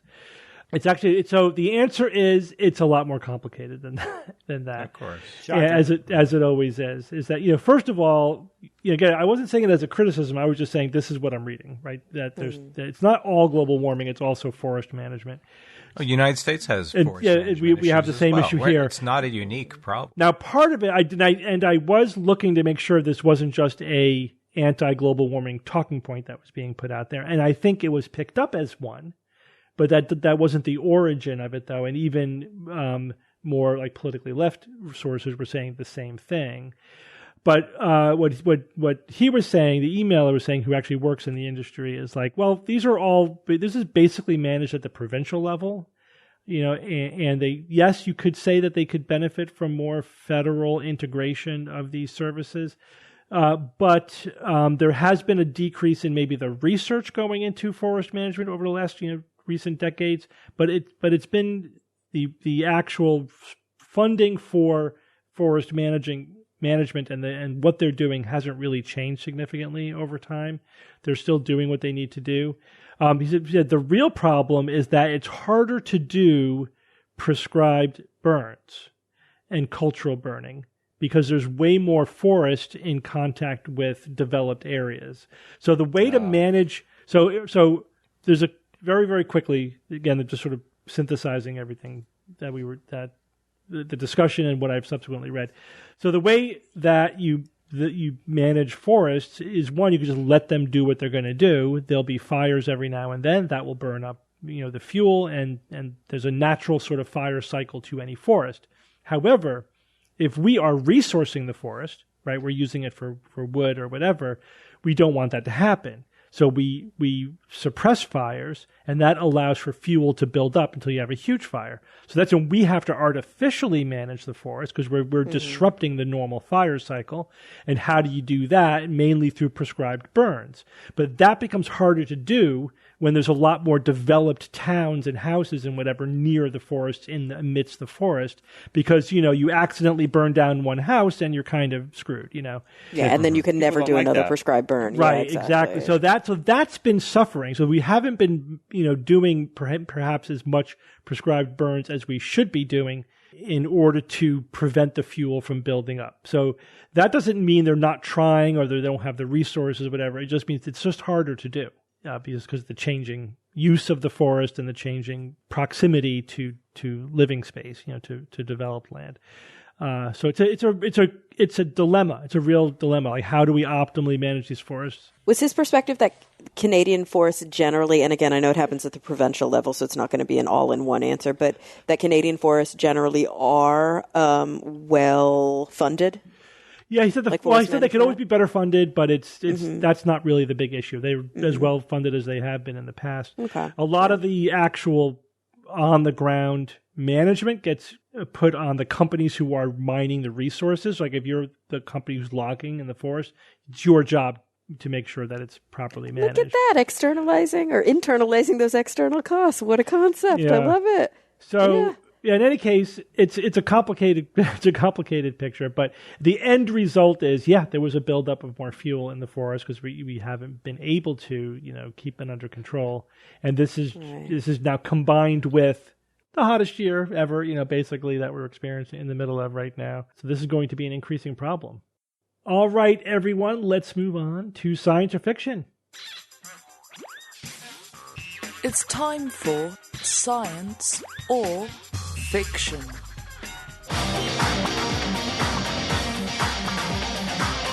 Each week I come up with 3 science news items or facts, 2 real and 1 fake, and then I challenge my panel of skeptics to tell me which one is the fake. Just 3 regular news items this week, no theme. Is everyone ready? Mm-hmm. Mm-hmm. All right, here we go. Item number 1. A recent review of data finds that maternal mortality rate more than doubled in the U.S. between 1999 and 2019 in every racial and ethnic group. All right, number 2. Astronomers observing distant quasars find that time in the early universe flowed 5 times slower than it does today.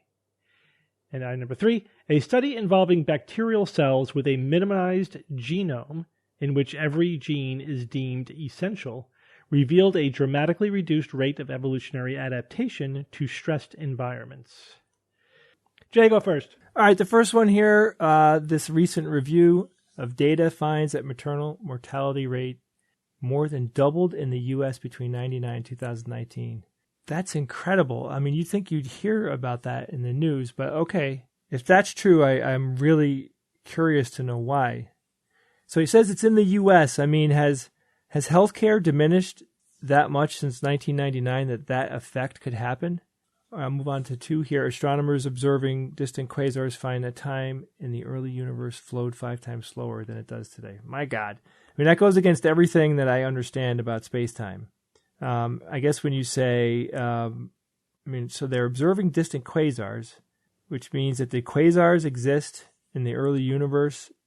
I would think you're talking about like the first few seconds of the universe, not like, well into when the universe was established.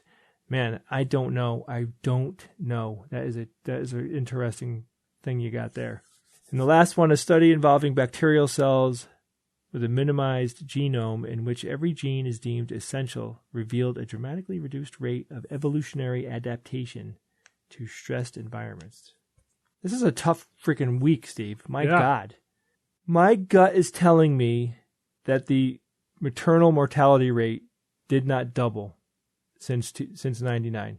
I don't think so. I think that it would be a much bigger deal, and I would have heard about it. So that one is the fiction. Okay, Evan.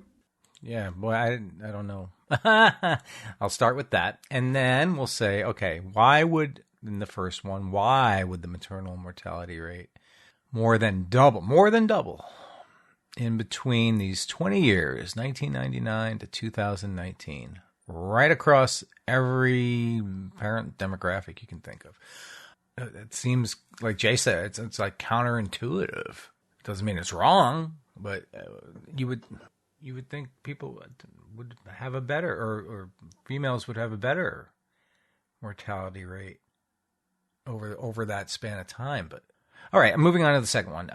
So the distant quasars, 5 times slower than it does today. All right, so let me get my mind around this. If the universe is expanding and accelerating due to, is it dark matter? Not dark energy, dark matter.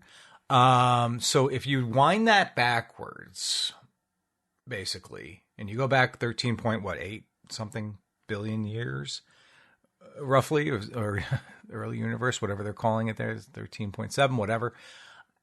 Do you get to the point where you're moving 5 times slower than it does today if there is this accelerating universe? And is it linear? Is it constant in the sense that the acceleration continues over that duration of time? Could it have been 5 times slower? Perhaps it could have been, because we would be, pretty far along 13 billion years later, and as things do accelerate faster. So maybe that one's right. And then, I don't know, this last one, bacterial cells with a minimized genome. Oh my gosh. Sounds like this was pulled from a title of a paper somewhere, basically. Do you have any questions about it? I mean, it's oh my gosh, a little jargony, but it is jargony. I'm trying putting it together in my head is a little challenging here. I don't even know what the right question to ask here might be. All right, I'll say the minimized genome one is the fiction. Because I really don't understand what the heck is even going on here. Okay, Kara? Most enigmatic. Yeah, I'm torn between the maternal mortality rate and the genome one. I buy the quasar one, even though it's like, what? I also think that maternal mortality has significantly increased recently. The question is it increasing among white people? I don't know. I know that it's increasing amongst Latinx and Black women. And I know that it has always been significantly higher amongst Black women. So is it increasing amongst white women? And that is what's contributing to this like even larger gap lately. Maybe. I do think that women are having like the average the average age that we give birth is going way up. And so that could be part of an issue. Our healthcare system is pretty broken. It's really hard for me to like net out on that one. And I feel the same way. I'm like 6 1/2 dozen on the bacterial cells. So you've got this cell, the genome has been shrunken down to just essential genes. And I feel like one of two things could happen. Either they would evolve super rapidly or their fitness would like drop into the toilet because they don't have a lot of options for redundant availability, right? There's no extra genes there that we think about as like being unessential, but would probably be like super essential if one of them wasn't helping with their fitness. So a dramatically reduced rate of evolutionary adaptation to stressed environments. I think that's probably going to be science. So I think that the maternal mortality one's going to be fiction because I don't think it's probably doubled amongst white women. And Bob. All right. So for the minimal genome, you say that bacterial cells with a minimal genome, but are you referring to the minimal genome that they tested that had evolved for 300 days or the one that hadn't evolved for 300 days? Because they tested 2 of them. And I read this goddamn article, and I remember I was reading it, and I'm thinking, Steve's going to use this, and I'm going to be pissed off because the article I've read it 3 times, and it's like, dude, they are not clear. They are not clear what exactly they did. And good. So and then now your question seems to be missing a critical component for me to even answer this. So, take a look. Are you talking which minimal genome are you talking about? Because there was 2 different ones. They're comparing the minimal genome over 300 generations to the not minimal genome over 300 generations. Which one evolved faster? So the genome, I'll say the genome number 3 is fiction. Okay. Oh. Right. Well, there you go. Well, who knows? Hey, I still could get this wrong because this was not I a guess. well-written article. All right, but It's wrong too. you all agree on number 2, so we'll start there. Astronomers observing distant quasars find that time in the early universe flowed 5 times slower than it does today. You all think this one is science, and this one is science. Yeah, what's the deal? I saw the title, didn't read it though. I was like, oh, I should have read that, but what? Time? Like I'm surprised you didn't read that, Bob. That feels like just Bob porn right there. I think I was in the middle of something. This has to do with cosmological time dilation. So this is predicted by relativity, right? By I believe. Ooh, Einstein. Einstein. This is not unexpected. This is not something new, really. This is what's new is finding it in quasars. The problem has been that when we look at cosmological time dilation, right? Because you have the effect of the size of the universe, I guess, the density of the gravity or whatever, that should have a time dilation effect. When you look at cosmological supernova, it unambiguously shows the expected redshift predicted by time dilation. Mm-hmm. But previous observations of quasars did not show it. And the question is why? Why aren't they showing the redshift that we expect them to? But this is now a new study where they looked at 190 quasars over 2 decades in multiple wave bands, and they found, they are showing the time dilation effect that we see in supernova and that we predict by relativity. So it's human error. Yeah, so this is just confirming what we already knew. But it's weird. You read the title, it's like, really? Time was flowing? They're talking about time dilation, right? It's like saying time flows more slowly near a black hole, right? Same thing. Does that make sense? Right. Yeah. Oh, okay. Interesting. Okay. I definitely got to check that out. Yeah, So, it's cool, but it's one of those double takes. Like, what are they talking about? Oh, they're talking about time dilation. Okay, I get it. All right, let's go back to number 1. A recent review of data finds that maternal mortality rate more than doubled in the U.S. between 1999 and 2019 in every racial and ethnic group. Kara and Jay, you think this one is the fiction. Bob and Evan, you think this one is science. And this one is science. It is science. Bob is correct. Okay, so it did amongst white. Yeah, I thought that would get you, Kara. I actually thought that Kara might get tripped up on this because the study basically showed 2 things. Mm-hmm. One was there is huge racial disparities and Black Americans have the highest maternal mortality rate. Something like 3 or 4 times high. Here's the numbers. Here are the numbers. Okay. These numbers are the number of women who die per 100,000 live births. It's a low number, but it's still more than it should be. So the number per 100,000 live births, and these are deaths that occur within 1 year of giving birth, because they still think it's like it could be related to their pregnancy. Yeah. So for American Indian and Alaskan Native population went from 14 to 49. Ah! So that's like triple. That's nuts. For black population, 26 to 55. Oh, my God. That's a straight up double. And for Asian, Native Hawaiian, or other Pacific Islander population, 9.6 to 20. So still more than double, but they're relatively low. Hispanic, 9.6 to 19.1. And for the white population, 9.4 to 26.3. Wow. So again, just almost about tripled. Oh, why? What's going on? Yeah. Well, that's a good question. Jesus. Well, also, by the way, when you say these are low, they're not really. Well, I'm just saying, you might think like 9 per 100,000. But we rank 55th it's not in the low. world. It's not low from that perspective. And to be fair, we are one of the richest countries by far in the world, and we rank 55th. Right. It's not good relative to other similar developed nations, Western nations. Yeah. And some less developed nations. Oh, yeah, absolutely. Yeah. And so what's the reason for this? So we can only speculate. This study didn't look at that. But before we talk about that, there is one weakness to this study I have to point out, and that is that at some, over these 20 years, the way we count maternal mortality rate has not been consistent. That's not good. So there's just often, so we're just counting more now? Well, yeah, we are counting more now, but but they said, so there was one inflection point where they basically added a pregnancy checkbox to death certificates, but they said that the change did not change before and after that. In other words, the recorded maternal mortality rate continued to increase even after that point. So it wasn't all due to that. Right, I see. Because the rate of change was still going. The rate of change was still increasing throughout the whole period. But because it wasn't the identical procedure over 20 years, that introduces another variable in there. So just whenever you look at this kind of data, you always have to think about: was there any change in how they were counting? It's always a good question to ask. But they speculating and saying, well, there's this definitely relates to poverty. It relates to addiction rates, which have been going up. It relates to access to healthcare, obviously, and it relates to rates of anxiety and depression.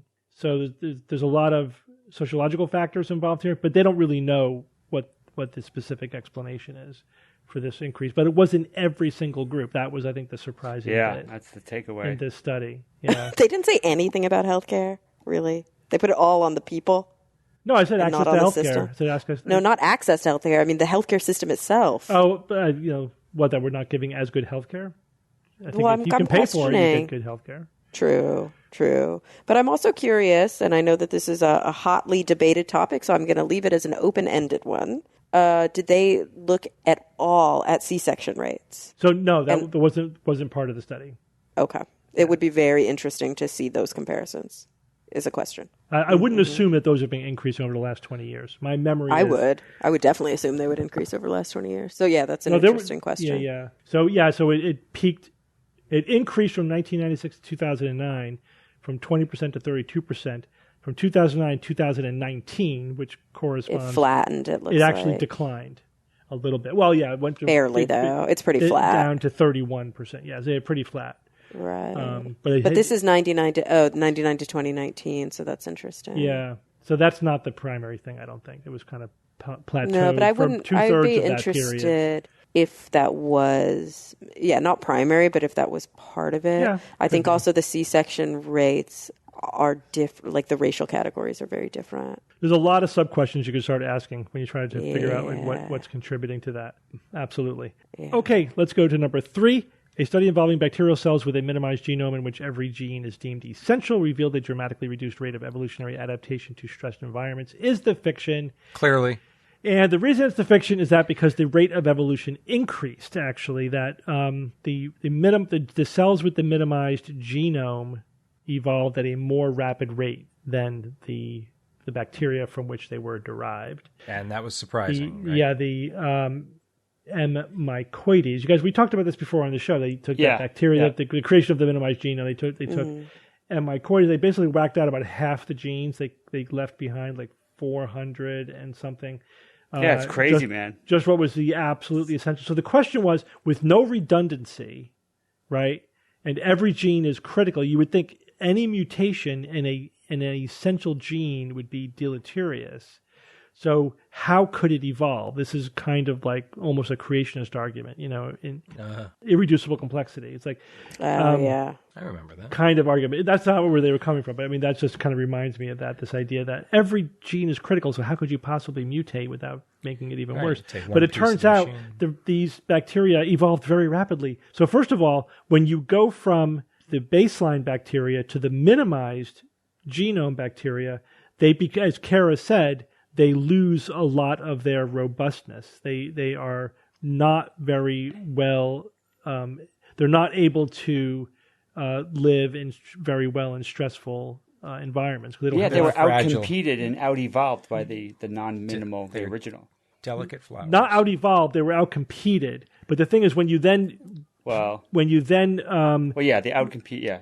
Outcompeted, but not out-evolved. Because then when you let them reproduce for 300 generations, they regained all of their lost robustness, and they basically evolved to recapture all of that, everything that was lost with the minimized genome. Yeah. Smart. But if you read deep into the article, they did estimate how quickly they were evolving, and they were evolving faster when they were starting with the minimized genome.